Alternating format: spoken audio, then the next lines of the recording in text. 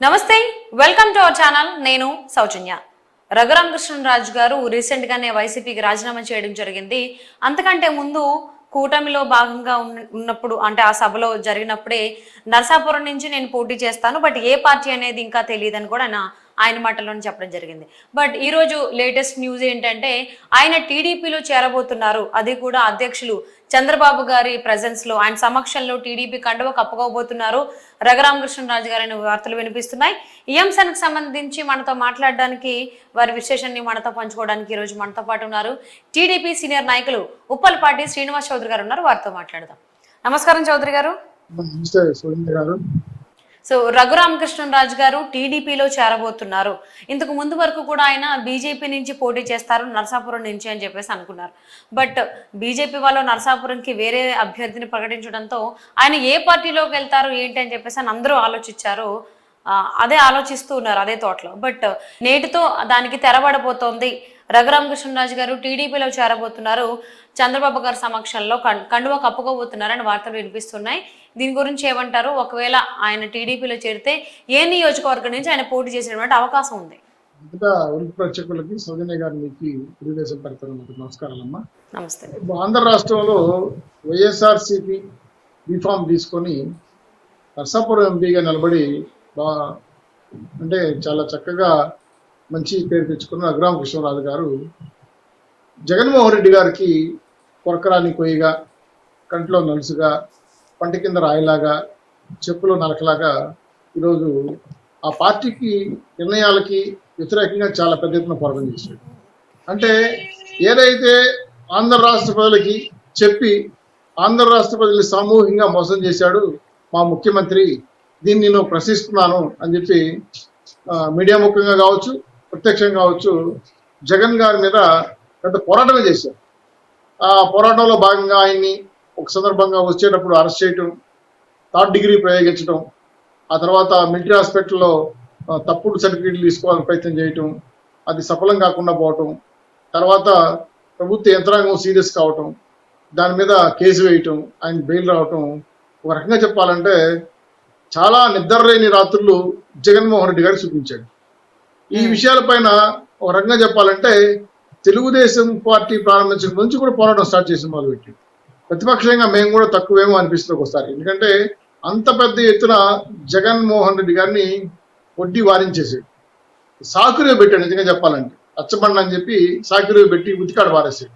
ఏ సమస్య అయినా సరే, నిరుద్యోగ వృత్తి కావచ్చు, జాబ్ కార్డు కావచ్చు, సారా ఉద్యోగం కావచ్చు, అదేవిధంగా మద్యపాన నిషేధం కావచ్చు, కేంద్ర ప్రభుత్వ నిధులతో రాష్ట్ర ప్రభుత్వం స్టిక్కర్లు వేసుకుని చేస్తున్న కార్యక్రమాలన్నింటినీ కూడా చాలా చక్కగా వివరించి కొన్ని మీడియాల్లో ప్రతిరోజు రచ్చబండ కార్యక్రమం జరిపి జగన్మోహన్ రెడ్డి గారి ప్రభుత్వానికి చురకలంటిచ్చాడు.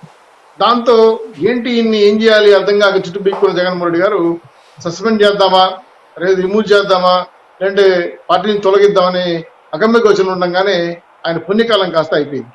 దాంతో ఎలక్షన్స్, సార్వత్రిక ఎన్నికలు రావడం, ఆయన ఎక్కడి నుంచి పోటీ చేయాలని ప్రశ్నించడం, ఆయన కూడా కొన్ని నిర్ణయాలు చెప్పడం, అనేక సందర్భంగా నాకు ఖచ్చితంగా నరసాపురం వస్తుందని నమ్మకంగా చెప్పడం, ఇవన్నీ కాలగమనంలో కొన్ని జరిగాయి. సరే, ఇప్పటికీ ఓ నిర్ణయాలు రావడం జరిగింది. బీజేపీ వాళ్ళు ఖచ్చితంగా ఇస్తామని ఆలోచనతో ఉన్నారని అనడం ఆయన కూడా. తర్వాత ఆంధ్ర రాష్ట్ర ప్రభుత్వం, ఆంధ్ర రాష్ట్ర బీజేపీ శాఖ నరసాపురం వేరే వాళ్ళకి కేటాయించడంతో తనకు నమ్మకాలు పోయాయి. సరే, ఇండిపెండెంట్గా వేద్దామా లేదా న్యూట్రల్గా ఉందామని చాలాసార్లు ఆలోచించి పార్టీ నాయకులను సంప్రదించాడు. సరే, ఏదైతేనేమి ఆంధ్ర రాష్ట్రంలో జగన్మోహన్ రెడ్డి గారి ఉన్నటువంటి కోవట్లు ఆయనకి సీట్ రానికుండా చేయడానికి పెద్ద ఎత్తున కుట్రబన్ని నరసాపురం సీట్ రానికుండా జగన్మోహన్ రెడ్డి గారు అడ్డుపడ్డారు. సరే, ఇప్పటికీ ఖచ్చితంగా తెలుగుదేశం పార్టీ, జనసేన, బీజేపీ కుటుంబం ఏర్పడింది కాబట్టి రాబోయే రోజుల్లో శాసనసభకి పెద్ద తరహాగా ఉంటే బాగుంటుంది, ఒక స్పీకర్గా ఉంటే బాగుంటుంది ఆలోచనతో ఉండి కానీ, ఏలూరు కానీ, లేదంటే ఈస్ట్ వెస్ట్ గోదావరి జిల్లాలో కానీ ఒక సీటు, ఎమ్మెల్యే సీటు కేటాయించి ఆయన ఎమ్మెల్యేగా గెలిపించుకొని అసెంబ్లీకి స్పీకర్గా పెట్టాలన్న ఆలోచన తెలుగుదేశం పార్టీకి ఉంది. అఫీషియల్గా ఈరోజు చేరుతున్నారని ముహూర్తం కూడా ఖరారైనట్టు మాకున్న ఆలోచన, అంటే మాకున్న సమాచారం. చేరితే మాత్రం సంతోషమే. ఎందుకంటే ఆయన సంస్థానాల్లో కానీ, ఆయన ఊర్లో కానీ ఆయనకున్న మంచి పేరు, ఈ ప్రభుత్వం అవినీతికి వ్యతిరేకంగా పోరాటం చేసిన ఒక గొప్ప వ్యక్తిగా ఒక రకంగా చెప్పాలంటే చరిత్రలో మిలిచిపోతాడు. కానీ జగన్మోహన్ రెడ్డి గారి మాత్రం ఒక రకంగా చెప్పాలంటే ఇప్పటి నుంచి చేరాడంటే కూడా నిద్రలేని రాత్రులే కనబడతాయి. ఎందుకంటే రాత్రి అయినా పగలైనా జగన్మోహన్ రెడ్డి గారికి ఒక రకంగా చెప్పాలంటే ప్రభుత్వాన్ని బట్టలు కూడా పెట్టి నడి రోడ్లు పెట్టేసిన జగన్మోహన్ రెడ్డి ప్రభుత్వాన్ని ఆర్ఆర్ గారిని చూస్తే మాత్రం నిజంగా చెప్పాలంటే తడిచిపోతాడు.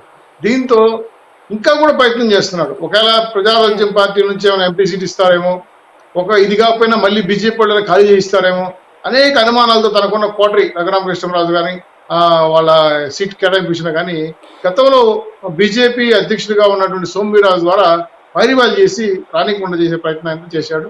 సరే ఏదైనా సరే ఇప్పుడు తెలుగుదేశం పార్టీ మాత్రం ఖచ్చితంగా రాష్ట్ర ప్రజల ప్రయోజనాల కోసం అమరావతి విషయం కావచ్చు, ప్రత్యేక హోదా కావచ్చు, రాష్ట్ర విషయాల్లో నిధుల విషయాల్లో కానీ రఘురామకృష్ణరాజు గారికి కొంచెం బ్రాండ్ అంబాసిడర్ ఉంది.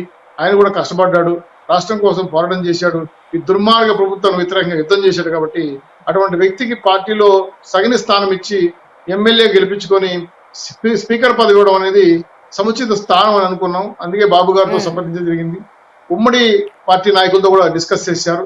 దాంతో అందరూ కూడా ఇంచుమించు ఒప్పుకున్నారనే సమాచారం. దాంతో ఈ 4 కాన్స్టిట్యూన్సీస్ లో రఘురామకృష్ణరాజు గారు ఒకసారి కండువా అంటే రఘురామకృష్ణరాజు గారు చంద్రబాబు గారి సమక్షంలో ఒకసారి కండువా కప్పుకున్న తర్వాత ఆయన ఉండి నియోజకవర్గం నుంచి పోటీ చేస్తారు అనే దానికి సంబంధించి స్పష్టత వచ్చేటువంటి అవకాశం ఉందా, లేకపోతే ఇంకొన్ని రోజులు ఆగాల్సిందంటారా? లేదమ్మా, టైం లేదు. ఉన్నది 40 రోజులే. ఇంకా జనంలోకి వెళ్ళాలి. ఆయన కూడా ఉండియా, ఈస్ట్ వెస్ట్ గోదావరి, ఏలూరా అంటే ఆయనకున్న అవకాశాలు సర్వేల ప్రకారం బాబు గారు ఒక నిర్ణయానికి వచ్చారు. అయితే మేము చెప్పడం మంచిది కాదు కాబట్టి పార్టీ నాయకులు అధినేతలు చెప్పాలి. మేము కల్పించుకొని చెప్పేస్తే అది బాగుండదు. కాబట్టి ఖచ్చితంగా అయితే ఈ రోజే అనౌన్స్ చేస్తారు. గతంలో రాజు గారు చాలా సార్లు మాట్లాడారు బాబు గారితో. ఈ రోజు జాయిన్ అయిన వెంటనే ఏ కాన్ఫరెన్స్ నుంచి పోటీ చేయబోతాడో ఆ కాన్ఫరెన్స్ కి వెళ్ళి వర్క్ చేసుకోమని చెప్పే పరిస్థితుల్లో బాబు గారు ఉన్నారు. కాబట్టి నాకు తెలిసి కొంత శాస్త్రీయంగా కూడా ముహూర్తం ఖరారు చేసుకున్న ఈ రోజు ఏ టైంలో బాగుంటుందని ఆ చేరిన వెంటనే సీటు కూడా అనౌన్స్ చేసే అవకాశం ఉంది. వెంటనే ఆయన పనిలోకి దిగి గెలుపు గుర్రాల వైపు వెళ్లాలనే ఆలోచనతో రఘురామకృష్ణరాజు గారు అన్ని రకాలుగా అంతని యొక్క యుద్ధానికి రెడీ కావడానికి ఆయన సామగ్రి రెడీ చేసుకుంటున్నాడు. ఆల్మోస్ట్ ఆల్ కన్ఫర్మ్ అయిపోయిందమ్మా. రాజు గారిని అనౌన్స్ చేయటం నెక్స్ట్ ఉండేది. సో టైము కాలము అవన్నీ ఉన్నాయి కాబట్టి అది కొంత శాస్త్రీయంగా చూసుకుంటున్నారు. కానీ రఘురామకృష్ణరాజు గారి యొక్క గొప్పతనం ఏంటంటే ఆయన సొంత పార్టీకి వ్యతిరేకంగా అనేక ప్రజా సమస్యలపైన తను ప్రజల్లో నాలుకలాగా నిలబడి ప్రశ్నిస్తూ రాష్ట్ర ప్రజలకి RRR గా బ్రాండ్ అంబాసిడర్ తెచ్చుకున్నాడు. ఎవరంటే RRR, అది ఒక మంచి బ్రాండ్ నేమ్ పెట్టుకొని ఈ ప్రభుత్వాన్ని పూర్తి స్థాయిలో అవినీతి వ్యతిరేకంగా స్ట్రగుల్ చేసిన వ్యక్తులు ఆయన ఒక్కడు. కాబట్టి ఆ వ్యక్తికి తగిన స్థానం ఇవ్వడం వల్ల రాష్ట్ర ప్రజలు కూడా ఆనందపడతారు, ఆయన కాన్స్టిట్యూన్సీ ప్రజలు కూడా హ్యాపీ ఫీల్ అవుతారు. 2 ఎంపీ అయితే 554 మందిలో ఒకడవుతాడు. కానీ ఒక రాష్ట్రానికి స్పీకర్ అంటే ఒక శాసనసభ నడిపించే గొప్ప వ్యక్తిగా ఉంటాడు. కాబట్టి పెద్దరికంగా ఆయనకున్న నాలెడ్జి దృష్ట్యా అదైతే సముచిత స్థానం అని అనుకున్నాం. అందుకే బాబు గారు నిర్ణయానికి వచ్చారు. కాబట్టి ఈ రోజు జాయిన్ అయిన వెంటనే ఆయన స్థానాన్ని కూడా ప్రకటించబోతారు. దాంతో జగన్మోహన్ రెడ్డి గారికి ఖచ్చితంగా తడిచి మొగుడవుతాడు. 100% ప్రభుత్వానికి వ్యతిరేకంగా పోరాటం చేసే దాంట్లో కీలక పాత్ర వహించే వ్యక్తిగా ముందుకు వస్తాడు.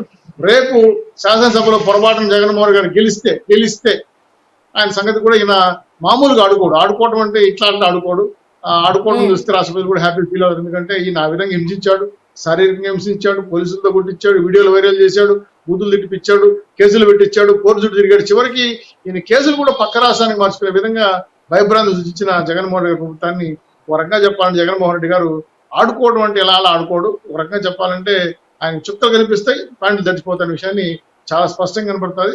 ఆ దిశగానే తెలుగుదేశం పార్టీ ఈ రఘురామకృష్ణరాజు గారు బాణాన్ని వేయాలని ఆలోచనతో ఉన్నారు. కాబట్టి ఇది సఫలం అవుతుందని మేము అనుకుంటున్నాం. 100% విజయం సాధించి శాసనసభ స్పీకర్ గా రాబోతారనేది ఒక గొప్ప వార్త, శుభవార్త.